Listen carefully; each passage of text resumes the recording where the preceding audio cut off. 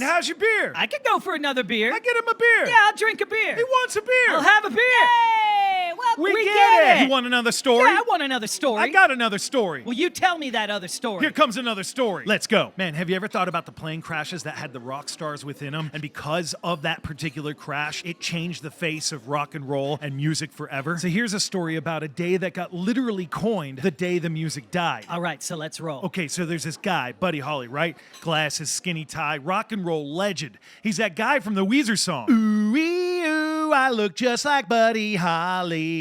Oh, now you can tell me more. Yeah, that's how it goes. Anyway, sounds like you know the guy. You know, the one who had two massive hits in 1957. One of those songs, That'll Be the Day, reached number 2 on the Hot 100 charts. And then he had the song Peggy Sue, which made it to number 3. These were massive hits for him back in the day. He was also one of the first musicians to use overdubbing in the studio. Man, what's overdubbing? Man, you really got to listen closer. I'm here, man. Yeah. All right, so check it. There's this 17-year-old Richie Valens, right? He took the traditional Mexican folk song from Veracruz, Mexico, and he revived it, right? He did his own rendition. You know what that song was? La la la la la la bum bum. And he took that song and made it popular in the late 1950s. 59, it sees 22 on the top 100 Billboard chart, but it didn't see its peak yet. Almost 30 years later, and this is probably why you know it, a band called Los Lobos recreates the song La La La La La La Bum Bum in a movie that was called La La La La La La Bum Bum. And it was from that movie right there that this song got its true claim to fame, going number 1 on the charts in September 1987. It was huge, and an entire another generation started listening to La La La La La La Bum Bop. I love that song. There you go. And then there was the Big Bopper. He was most famous for Chantilly Lace. You know, Chantilly Lace. That song right there reached number 6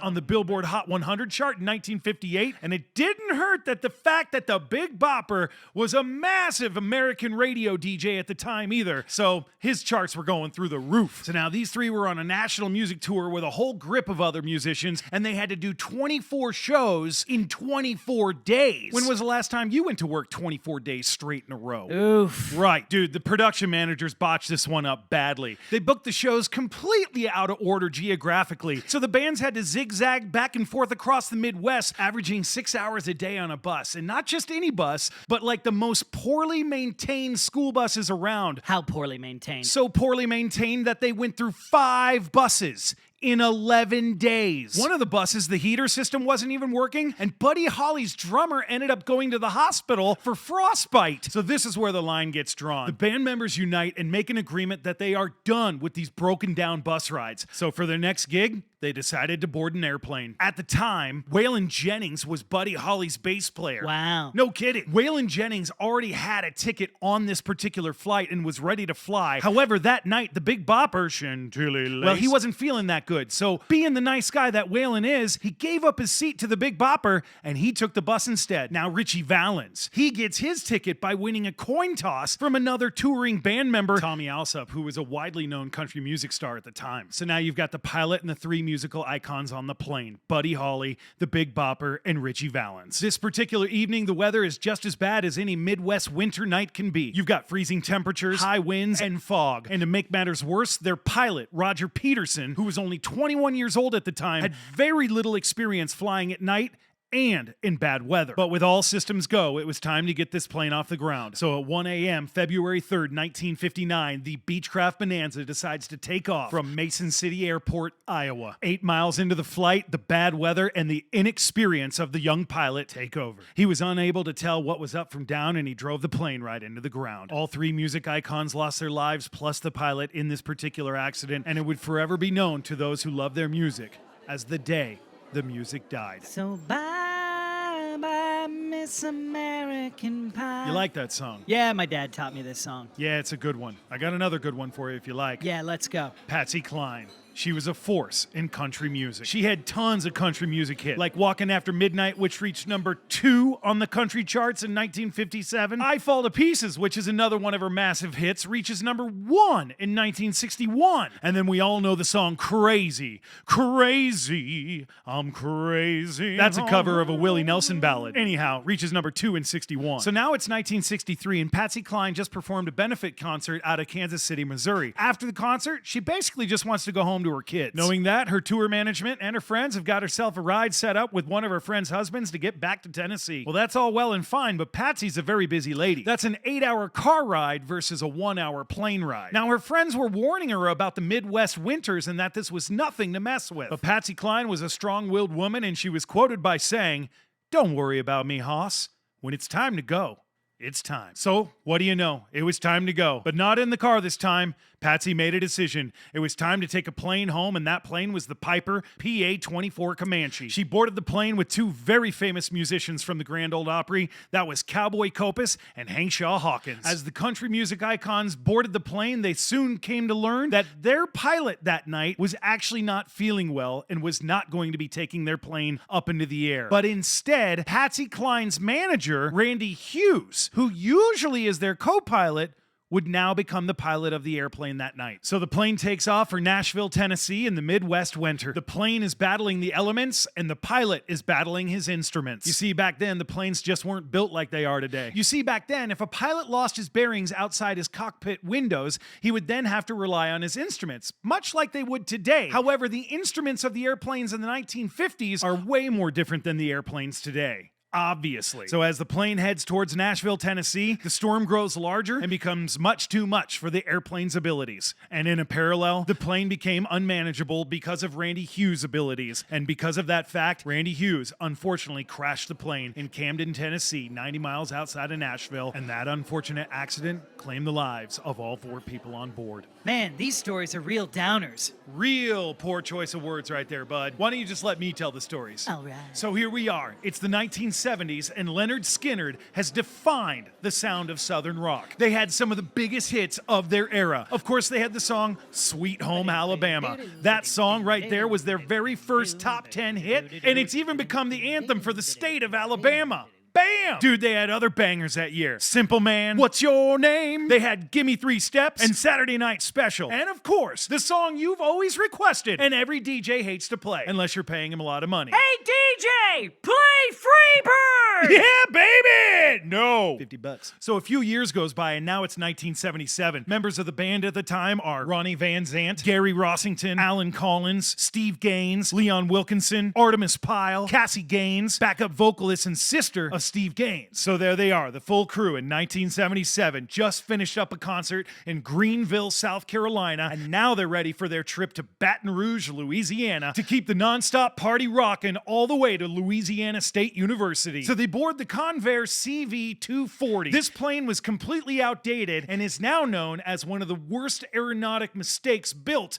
in the history of airplanes. This plane was known for having a thin fuselage and a smaller wingspan than any other airplane in its class. This plane was so sketch at the time that there was even a moment when Aerosmith's crew had to get on this plane and do a tour, and the crew said, that plane's way too unsafe, and they didn't board it. Well, at that time in life, Lynyrd Skynyrd didn't think too much of that kind of thing, so they boarded their plane anyhow, and they headed off from Greenville, South Carolina, all the way over towards Louisiana. Now, I've already told you, Lynyrd Skynyrd was a rock star band of the 1970s, and they knew how to party. And unfortunately, so did their airplane crew. Their chief of flight management had reportedly seen the crew passing liquor bottles back and forth during an airplane inspection. Man, this is definitely not 2023. No, it's not. So on that night of October 20th, 1977, Lynyrd Skynyrd's plane takes off from South Carolina on its way to Louisiana. Now remember, the plane inspection was kind of a plane inspection. No big deal, right? Everybody's on the plane partying, having a good time. What could go wrong? As the plane started to approach its final destination, at that same time, it started to shake in distress. What was wrong? Ladies and gentlemen, the plane ran out of gas. So the pilots compiled their efforts to try and land this airplane that was out of gas first at a nearby airport, and that did not work. So secondly, they tried to land in a nearby field, and unfortunately, they ran out of time and space. The plane started clipping trees in a North Mississippi forest, and gravity and force finally took over. This plane crash took the lives of Ronnie Van Zant, Steve Gaines, Cassie Gaines, Leon Wilkinson, Artemis Pyle, their assistant road manager, the pilot, and the co-pilot. Other members of the road crew were severely injured. However, they did survive. Now, here's a ghostly fact of what happened about this particular plane crash. 3 days before, Lynyrd Skynyrd puts out their album, Street Survivors, right before their plane crash. And on the front cover of their particular album was a plane crashing. Out of respect for the deceased and also the living, they decided to reimagine the front cover. Whoa. Whoa. You coming in heavy, bud.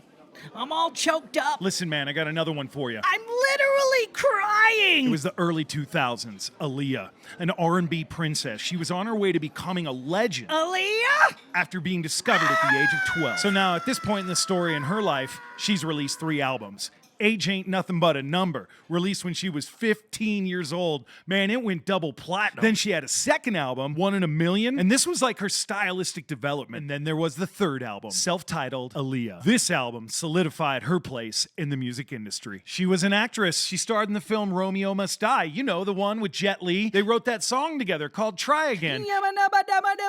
Try again. Right, Try which became again. part of the soundtrack for the movie and got nominated for a Grammy. Bam! Now, being that she's a confident human, she would make confident decisions at a young age. So she made a decision to marry R. Kelly. He was 27. Aaliyah was 15. Well, her parents weren't having any of that, so they annulled that marriage in less than a year. So now I take you to the year 2001, right? Aaliyah's down in the Bahamas filming a music video, and they're on this place called the Abaco Islands. It's the northern Bahama island chain, boomerang shape, right? World's 3rd largest coral reefs. The video was for her song Rock the Boat, which was on her 3rd album. Aaliyah! You know it. And because they were such professionals at a young age, they actually ended up getting done filming a day early. So with their rock star lives, they were like, well, let's get the heck out of here. We can come back whenever we want. So the majority ruled and they were about to board a plane to go home. Here's the problem. The plane's not going home. So the Cessna 404 that had brought them there now is not available to bring them back. So the group was offered a Cessna 402, which is a much smaller plane. And they're like, whatever, dude, sounds good. Let's pack the plane and get out of here. The pilot helped the crew pack the plane, and at that time, he realized, he was like,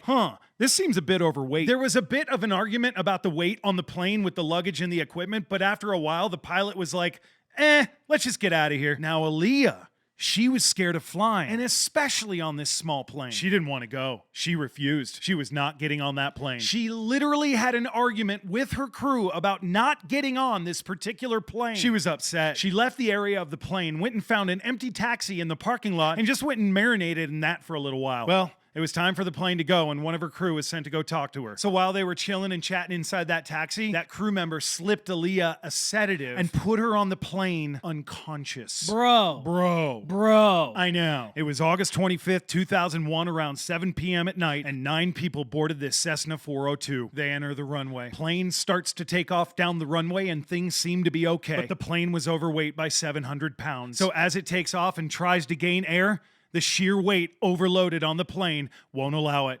Gravity took over, and the plane went down. All 9 humans were lost on board that day. Aaliyah was 22.